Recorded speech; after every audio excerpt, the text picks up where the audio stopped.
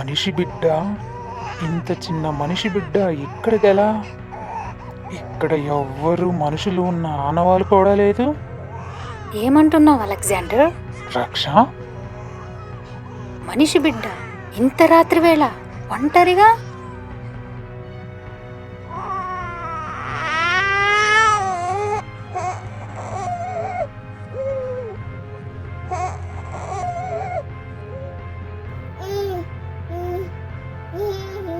ఆ, వాళ్ళ అమ్మ అనుకుంటున్నాడు.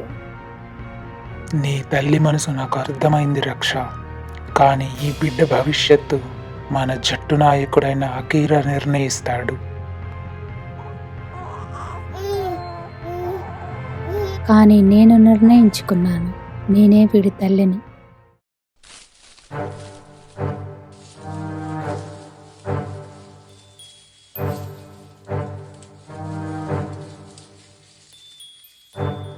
ఈ బిడ్డ ఏడుపు విని వాడు కూడా వచ్చే ఉంటాడు రక్ష.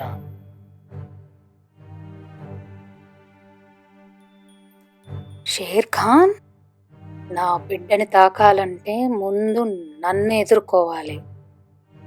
ఆవేశపడకు రక్ష, తెలివిగా ఆలోచించు. మనతో చిన్న బిడ్డని పెట్టుకొని షేర్ ఖాన్ని ఎదుర్కోవడం ఇప్పుడు తెలివి తక్కువతనమే అవుతుంది. ఇక్కడి నుండి వెళ్ళిపోవడమే సమయస్ఫూర్తి. పద. ఇక నుండి నేనే నీ తల్లిని.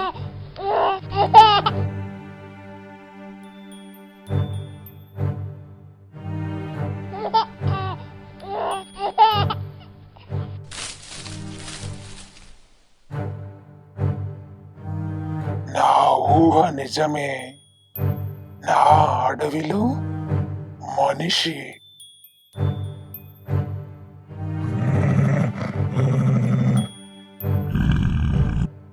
అడ్డు తప్పుకో షేర్ ఖాన్, ఇది నీ అడవి కాదు.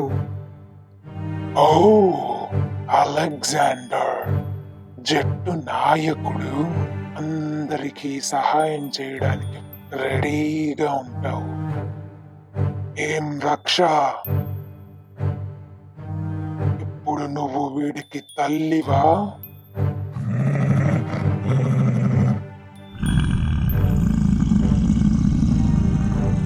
ఈ బిడ్డ ఇప్పుడు మా రక్షణలో ఉన్నాడు. అలెగ్జాండర్, నువ్వు కాపాడుతుంది ఒక మనిషిని. మనుషులు మన శత్రువులు, మర్చిపోయావా? షేర్ ఖాన్, మనుషులు మనల్ని వేటాడరు, మనం మనుషుల్ని వేటాడం. ఇదే మన అడవితో మనుషులకు ఉన్న ఒప్పందం. మర్చిపోయావా? అలెగ్జాండర్, నీ బలం, నీ జట్టు. ఇప్పుడు నువ్వు ఒంటరి వాడివి. చేతనైతే నన్ను ఎదుర్కో, చూద్దాం.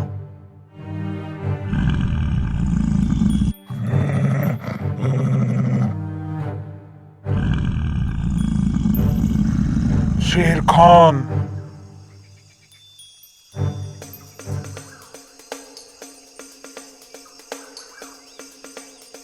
వీళ్ళంతా నా రక్షణలో ఉన్నారు. వీళ్ళని ఎదుర్కోవాలంటే ముందు నువ్వు నాతో తలపడాలి.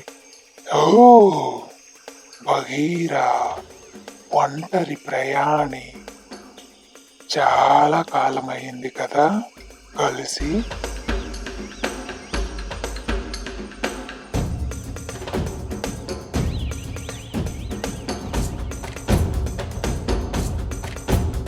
బలహీనుల్ని వేటాడడం ఇంకా మానుకోలేదా?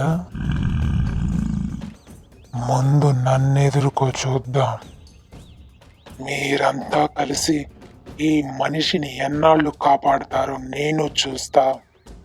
అడవి చట్టం ప్రకారం నీది కాని ప్రదేశంలో నువ్వు వేటాడకూడదు. అడవి చట్టాన్ని ఉల్లంఘిస్తే బహిష్కరణే మార్గం. ఈ మనిషి ఎప్పటికైనా నాకు ఆహారం కావాల్సిందే.